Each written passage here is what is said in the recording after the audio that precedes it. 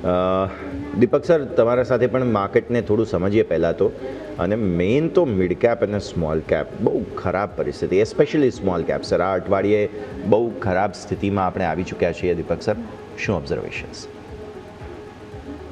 સો અત્યારે જે માર્કેટમાં પરિસ્થિતિ છે, નિફ્ટીની પહેલાં વાત કરીએ તો ગઈકાલે એક અસેન્ડિંગ ટ્રાયંગલ પેટર્નની નીચે બ્રેકઆઉટ આપ્યું હતું.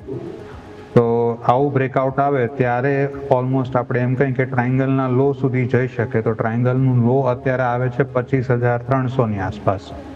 તો આ જ રીતે ચાલુ રહ્યું તો 25,300 સુધી જવાની શક્યતા ખરી. હવે આપણે મિડ કેપ અને સ્મોલ કેપ જોઈએ તો mid cap almost mid cap 150 ઇન્ડેક્સની વાત કરી રહ્યો છું. મિડ કેપ 150 ઇન્ડેક્સ નોર્મલી નિફ્ટીને જ કોપી કરતું હોય છે. તો અત્યારે ટ્રેડ કરી રહ્યું છે અરાઉન્ડ 21,944ની આસપાસ. 21,500 સુધી જઈ શકે એમ છે. અને સ્મોલ કેપમાં એવું હતું કે ભાઈ છેલ્લા 3 અઠવાડિયાથી એવું લાગતું હતું કે રિકવરી આવશે સ્મોલ કેપમાં. પણ પાછું જે સ્મોલ કેપે 4 અઠવાડિયા પહેલા એક લો બનાવ્યું હતું અરાઉન્ડ 16,100ની આસપાસ કે 15,800ની આસપાસ. તો હવે તે તરફ જતો હોય એવું લાગે છે. હવે અત્યારે જે વેચવારી આવી છે એ બેઝિકલી ગઈકાલે જે ન્યૂઝ આવ્યા હતા કે ભાઈ 500% ટેરિફ કદાચ લગાડી શકે, અને વેનેઝુએલામાં જે થયું, રાઈટ. તો ઓઇલ એન્ડ ગેસ સેક્ટરમાં ખાસ એવી વેચવારી આવી છે.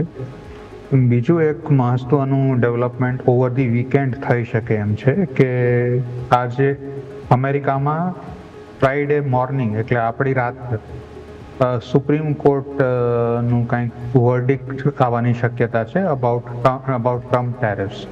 તો એ કેવી રીતના આવે છે એ જોવાનું રહેશે. એનો રિસ્પોન્સ ટ્રમ્પ કેવી રીતના કરે છે એ સેટરડે સન્ડેમાં આપણે જોવા મળશે.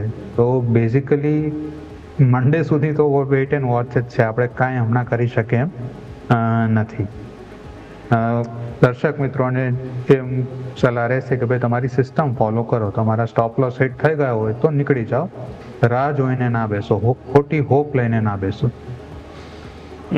સિસ્ટમ ફોલો કરવા માટે સિસ્ટમ જોઈએ. અને સર, આપણે ત્યાં પ્રોબ્લેમ એ છે કે ફિનાન્શિયલ એડ્યુકેશન ઓછું છે, અવેરનેસ છે નહીં. લોકો ફોલો કરે છે WhatsApp group, Telegram, Twitter, Facebook, જ્યાંથી મળે ત્યાંથી સ્ટોકની રેકમેન્ડેશન ઉઠાવે છે, અને પછી ultimately there is no stop loss, no nothing, કોઈ હાઇજીન નહીં.